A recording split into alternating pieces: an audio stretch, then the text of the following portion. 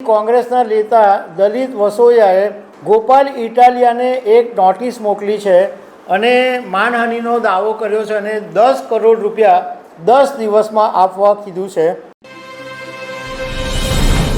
વિસાવદર વિધાનસભાની જ્યારે પેટા ચૂંટણી હતી એના મતદાનના 2 દિવસ આગળ ગોપાલ ઇટાલિયાએ એક ધડાકો કરેલો કે લલિત વસોયા સહિતના જે કોંગ્રેસના નેતાઓએ છે એ આમ આદમી પાર્ટીના કાર્યકરોને 2 લાખ રૂપિયા આપેલા અને મારી વિરુદ્ધ આક્ષેપો કરતો વિડીયો બનાવવા માટે કહેલું હતું અને આ જે ગોપાલ ઇટાલિયાએ આક્ષેપ કરેલા એને કારણે તે વખતે રાજકારણ ગરમાયું હતું। હવે એ વાતને આજે લગભગ 13-14 દિવસ થઈ ગયા।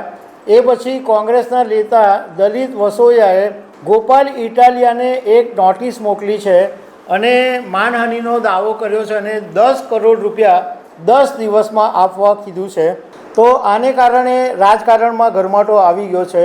તો આના વિશે વાત કરીશ। મારું નામ રાજેશ શાહ છે અને તમે જોઈ રહ્યા છો ગુજરાતના સૌથી મોટા ડિજિટલ ન્યૂઝ પ્લેટફોર્મ ખબરછે.com। 17 જૂને ગોપાલ ઇટાલિયાએ એવો આરોપ લગાવેલો કે કોંગ્રેસના નેતા લલિત વસોયા, લલિત કગથરા અને પરેશ ધાનાણીએ મને બદનામ કરવા માટે અમારી જ આમ આદમી પાર્ટીના સંગઠન મંત્રી હરદેવ વિકલાને 2 લાખ રૂપિયા રોકડા આપેલા અને આ અમારા આમ આદમી પાર્ટીના કાર્યકરને એવું કીધેલું કે ગોપાલની વિરુદ્ધમાં આક્ષેપ કરતો એક વિડીયો બનાવવાનો છે અને આનું સ્ટિંગ ઓપરેશન કરવામાં આવ્યું હતું।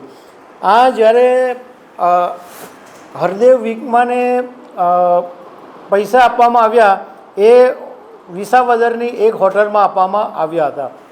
હવે આ બાબતે જે હરદેવભાઈ છે જે આમ આદમી પાર્ટીના કાર્યકર અને સંગઠન મંત્રી છે એમણે એવું કીધું હતું કે જ્યારે મને પૈસા આપવામાં આવ્યા તો મેં ગોપાલ ઇટાલિયા સહિત પાર્ટીના નેતાઓને આ વિશે જાણ કરી દીધેલી। હરદેવભાઈએ એવું કીધું કે મારી ઉપર મહેન્દ્ર ડોબરિયાનો ફોન આવેલો અને મને ફોન કરીને વિસાવદરની સાયોના ગોલ્ડ હોટલમાં બોલાવવામાં આવેલો અને તે વખતે હોટલના રૂમમાં લલિત વસોયા, લલિત કગથરા, ભરત વિરડિયા અને પ્રકાશ રાફડિયા આ બધા હાજર હતા અને મને 2 લાખ રૂપિયા આપવામાં આવ્યા હતા। આનો વિડીયો પણ વાયરલ કરવામાં આવ્યો હતો।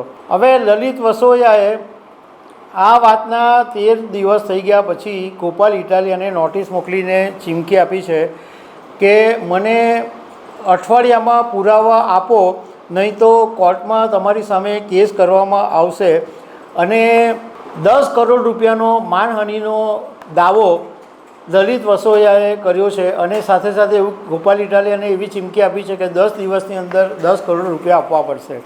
જોકે ગોપાલ ઇટાલિયાએ કીધું કે મને આવી કોઈ નોટિસ મળી નથી, માત્ર ટીવીમાં આ લોકો નોટિસ બતાવી રહ્યા છે, હું જીતી ગયો છું એટલે આ વાત એ લોકોને પેટમાં દુખે છે।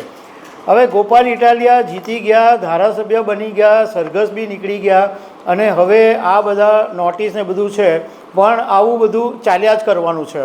તો દર્શક મિત્રો, આવી અનેક વાતો સાથે અમે તમને મળતા રહીશું। Thank you very much.